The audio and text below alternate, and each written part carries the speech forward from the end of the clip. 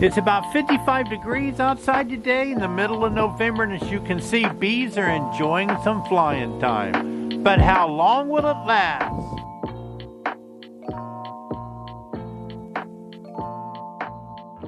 Now, November is a very difficult month in most of the U.S., especially, upper north to Midwest, sort of tough on kind of how to navigate bees because you have a warm day and the next day you have a cold day. You may have a rainy day and a sunny day. It's fall, it's November. You just don't know what to expect. You can have a day that it's 76 and all at once a day where it's down to almost zero. And so how do you feed your bees during a time like that? Do you get ahead of the game and do you wrap them early, or do you wait till it gets cold and then wrap them once it gets cold? Let's get right into the 3 tips I want to share with you today. Fall tips you should be doing in the month of November. The very first thing I want to talk to you about is feeding. What are the tips for feeding your bees in the month of November? Kind of tricky because, like I said earlier, it gets warm, then it gets cold. Sometimes you can feed bees liquid food, but other times when they're held up from cold temperatures clustering, not a good idea to give them a lot of liquid feed. Now look at the forecast. I've got my phone and I just kind of took a look here at the upcoming forecast. A lot of you ask me and you send me images of your 10-day forecast and you say, what should I be doing? What should I be feeding my bees? Here's the next 10 days of temperature. And so let me just show you how I make decisions about feeding in the fall by looking at this. I brought up a weather app, and today the temperature got up to about almost 60, about 57 degrees. I was very close to getting into a hive just for the fun of it and inspecting, but I didn't. I stayed out. It wasn't quite warm enough. So today you can still be feeding your bees a liquid feed from the top. My favorite is a 1-to-1 with our feeding system, of course, and then add some protein powder into that, maybe a teaspoon per quart, and add a quart. In that quart, you can also add a teaspoon of Honey Bee Healthy and or a teaspoon of Amino Bee Booster. All 3 of those things added together certainly are good for bees. So the reason I make that decision now is because I'm looking at Sunday and Monday. And if you notice Sunday and Monday, it's going to be into the 60s, even into the upper 60s. What that tells me is that bees are going to be flying. See, I'm very comfortable feeding bees liquid feed when they can take a potty break. I don't want to feed them a lot of liquid when they're held up in there. But if it's going to be sunny and warm, I don't worry about too much moisture in the hive from the feed that I'm giving them because they're flying, the hive's being aired out, they're not clustered. And so it's basically me looking at the forecast saying, I'm going to feed them, but I need to give them a couple of days that they can take the feed, and the couple of days after I start feeding them need to be nice. And if you look at my forecast, the temperature isn't going to really start dropping until around Thursday. So what I'm going to do, judging by this forecast, I am going to stop feeding my bees on Tuesday. So I'm going to pull the feed off on a day when they can still fly. It's going to be partly cloudy with a high, barely in the 60s, but they'll fly a little bit. And that'll give them a chance to defecate, air out. And then I'm done feeding them on Tuesday. And that way Wednesday gives them time to get ready for the next few days of cloudy and rainy and turning cold again. So I'll just stop feeding them liquid when the temperature drops below 50 degrees Fahrenheit because they're going to cluster at those temperatures. And it's hard for bees sometimes to consume liquid when they're clustered like that. Now, I'm going to wait another month before I put on my winter bee kinds on my hives. And of course you are too. We're going to start shipping those sometime in December. So once we have an end to the liquid feed, it's okay. Our bees should have enough food on board, and I think they should be fine. A lot of you are worried about your bees, that they may not have enough food on board. But again, a healthy colony is going to have enough food. You're going to put your winter bee kinds on there in December, and that's going to be even early enough as it is. This is how much of it they've consumed. They have consumed the amount of candy that's directly above the winter cluster. Most years, I don't put my winter bee kinds on until after the first of the year. Bees really start perishing around the months of February and March from a lack of food on board. So don't get too upset right now about it. Also, some of you ask me about feeding bees when the temperature gets a little bit cooler. You say they're not taking as much. Is something wrong? No, it's very common. Bees don't consume as much food when it's 50 degrees or lower. So if it's 55, they're not going to take as much as they would when it's 65. Not as much as when it's 75 or 80. And they're not raising a lot of brood right now. So that's another reason they may not be taking a lot of the sugar water that you're feeding them. I look at it this way. What I feed them now, like what I'm going to feed them over the next few nice days, is going to be sugar water 1-to-1 with my additives.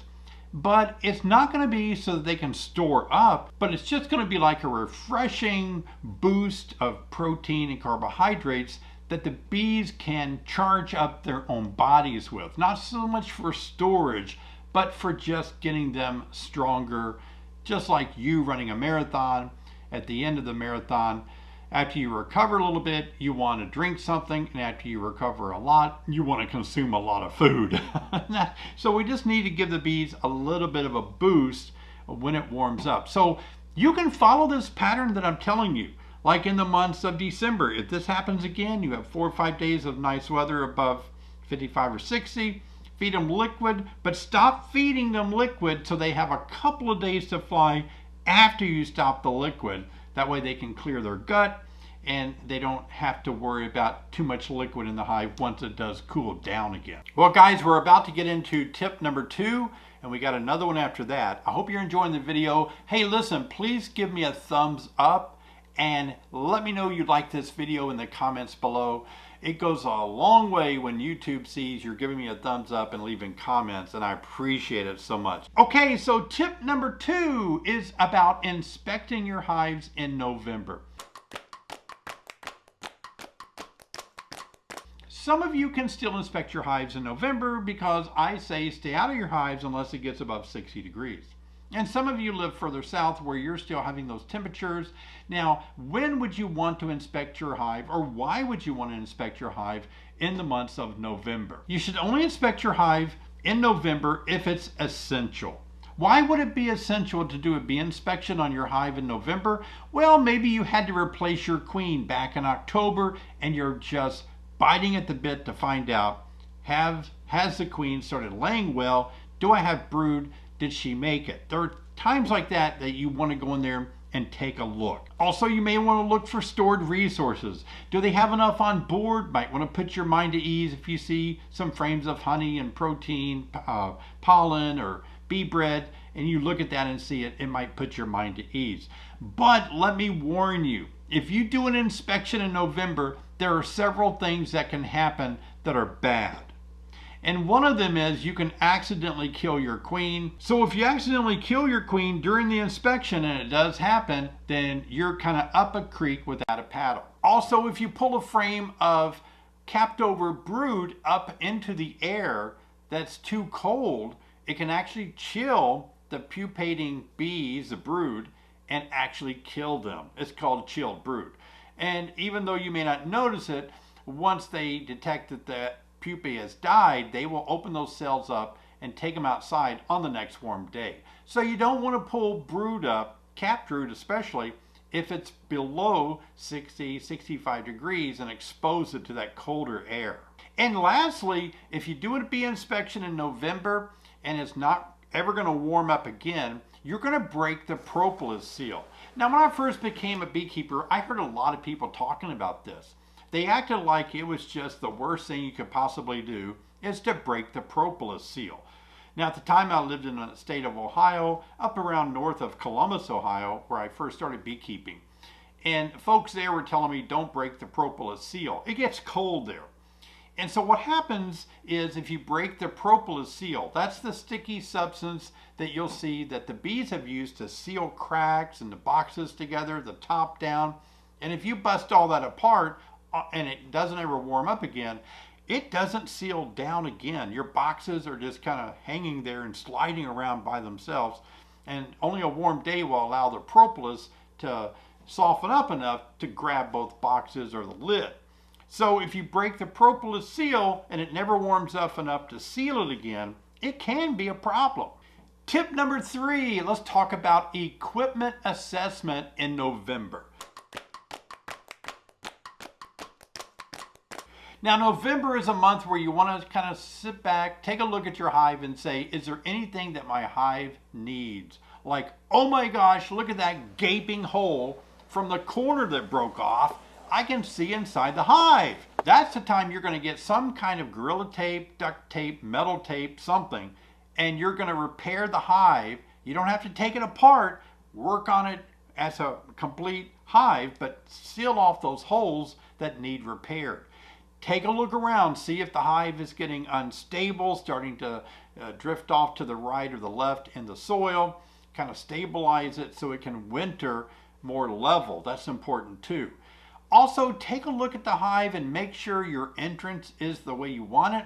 I recommend wrapping my insulation all the way down to the ground, covering my entrance up, letting my bees go in and out through my winter bee kind opening at the top.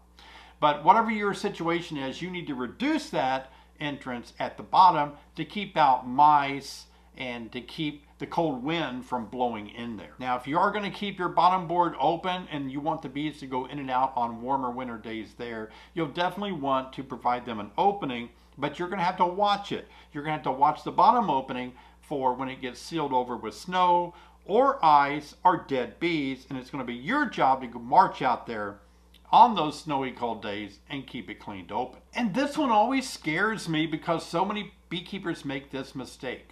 They leave their queen excluder on underneath the honey super that they want to give their bees during the winter. Now, if you left your queen excluder on under your honey super, oh no, that's not a good idea. You've got to go out there immediately, like pause this video and run out there, take the queen excluder off. You don't want to exclude the queen from the cluster as the cluster moves up into that honey super. She'll be left alone down below. Potentially, the bees won't be able to keep her warm and she could perish. So be concerned about that. Get the queen excluder off. Do not go through the winter with the queen excluder below a honey super that you left on. Another adjustment of the equipment as we go into November is to take a look at it and see what do you want to do about feeders. Now, we talked a little bit about that already, feeding them liquid with a top feeder, but you've got a shell around my top feeder. Make sure that that shell is stable, that you have a brick on top, a block on top. Don't let the wind blow off your top cover. And then also blow the shell off. You want to keep all that pretty tight. Now, if you want to put insulation inside of that shell, I've done that before, and you can certainly do that. If you feel like that will give the bees a little more cozy atmosphere or absorb some moisture from the hive, that would be very helpful. I'm putting together a video soon in the next few weeks about that'd be really important for you guys because I get a lot of questions about this, but it's about the quilt box. How important is a quilt box? So I'm putting together a video for you on, is a quilt box worth it or worthless? That'd be great. I'm actually even probably going to take time to make a quilt box, show you how I make them, and show you if I use them or not. So that'd be a good video coming up. And a quilt box, by the way, has to do with getting moisture out of the hive during the winter time. And lastly, about the equipment, take a look at your entrance and make sure you have a way to keep mice out of the hive. At one point in my beekeeping career, I didn't really feel that mice were ever much of a problem, and for the most part they weren't. But all of a sudden one year I had 2 colonies that were pretty good and pretty large colonies that actually became infested with mice, field mice that ran into the bottom board. And they set up housekeeping down at the bottom of the hive. And as they continued to overwinter with the bees, they just helped themselves to eat my bees, eat the comb, eat the honey, and eventually destroyed my hives. So you do want to keep mice out. It's not too late to think about that now. I recommend, if you are going to make sure that you have a mouse guard on, you take a flashlight at night or in the daytime or something, look in there and make sure it's not full of mice already. You don't want to shut a mouse in there. You want to keep them out, keep them from going in there. So make sure they're not in there first, and if they are in there, good luck getting them out. Hey, let me call your attention to this book. I haven't mentioned it lately, but this is a book that my wife and I wrote. Some of you may be watching this video thinking about getting into beekeeping in 2022, and I hope you will. This book is a beginner's guide. It's a beginners to the beginner's guide. It kind of helps you take a look at if beekeeping is something that you're going to be able to jump into and enjoy, and help you get some of the basic of information under your belt so that you can learn more about beekeeping and what to do to get ready for 2022. And if you order today from our website, we'll be sure and autograph this for you and send it out to you right away. So take a look at this book that Sherry and I wrote. Publishing company was so nice to approach us and asked us to write this book for them, and it was a thrill for Sherry and I to spend much of 2020 writing this book. It was a very good experience for the both of us. So please check this book out as well. Also, I want to give you guys a secret. Is anybody listening? Shh, listen. I want to give you a secret. We're going to drop the price of our online courses starting on Black Friday. And they'll be at about either 40 to 50% off that weekend. Black Friday and then Saturday and Sunday, maybe even into Monday. So if you're thinking about buying these online courses right now, I recommend you wait another, 20 days or something. Wait a little bit until Black Friday. We'll have those available at a very, very discounted price. We do that every year to help you guys out and help a lot of you get ready for the spring. So my online beekeeping courses are awesome. I'm so glad I have those out there to help you become educated in beekeeping. Please, please understand that I want you to take an online course. It doesn't have to be by me, although I really am proud of what I did, of course. But I hope you will do that because you need to have a lot of bee information under your belt before you start beekeeping. Now, some of you say sometimes on my comments that you really can't afford one of the classes. If you can't afford at half price a $59 course, I don't know what is half of 59? It's about $29, I guess. So if you can't afford to invest $29.50 or $30 into my basic beekeeping course, then you're going to have a rough time getting into beekeeping because beekeeping isn't cheap. And if you invest $30 in a basic beekeeping class, then that money that you invest, you're investing it in yourself. That's so critical to understand. Anytime you take a course, you're investing the money that the course costs in yourself. You're investing in you. You got to believe in yourself enough to invest some money into you becoming more educated so that you can know more about bees and do a better job keeping bees. I hope that makes sense to you. So anyway, wait until Black Friday and you can get a really good price on all my online courses. I'll leave links below, but right now they're at full price. And if you want to go ahead and get them at full price, I appreciate that. Maybe you're in a hurry. That's fine. But I just want to give a heads up. They will be half price in about 20 days. I have a winner of the Yellow Queen marking pen. Believe it or not, Brian Benham got right on that and got the right guess to the answers for winning this pen. I asked, when was I certified as a master beekeeper and in what city and town? And he must have reviewed some old videos or some blog posts, and he nailed it. I became an EAS certified master beekeeper in 2010 in Boone, North Carolina at the Appalachian State University there. That was a great year. There were several of us trying to be certified that year by taking the 4 tests, the field test, the oral test, the written test, and the lab test. And out of several of us that were taking it, 4 of us passed, and whoo, I was one of them. I was glad about that. Look at this picture. Here I am in 2010 at the banquet receiving my certification from the director at that time of the EAS Master Beekeeper program, Clarence Collison. He is an outstanding individual, very knowledgeable in bees, of course, and he used to have a column in Bee Culture, a very scientific beekeeping column there. I'm not sure if he does it anymore, but he wrote that fabulous book on beekeeping, which all of you should own, entitled What Do You Know? And it's back in print at a very reasonable cost, a reasonable price. So check that out. If I find an Amazon link to that book, I'll leave it in the links below. That's not the best picture of me. I look like I haven't shaved in my beard in like a week. I must have been held up in a room studying for that Master Beekeeper test. In fact, my wife had a bobblehead made of me, and it looks exactly like the picture, don't you think? Same shirt, same pants, and same beard, you know. And by the way, leave a comment below about things that you are struggling with in November. That will help me know what kind of videos to make in the next upcoming couple of weeks. I like making videos for you that help you, and so when you give me feedback about things you're struggling with, I know how to direct my videos more to give you greater value in solving the problems that you're facing. That's my job. Let's work together. All right, I'll see you next time.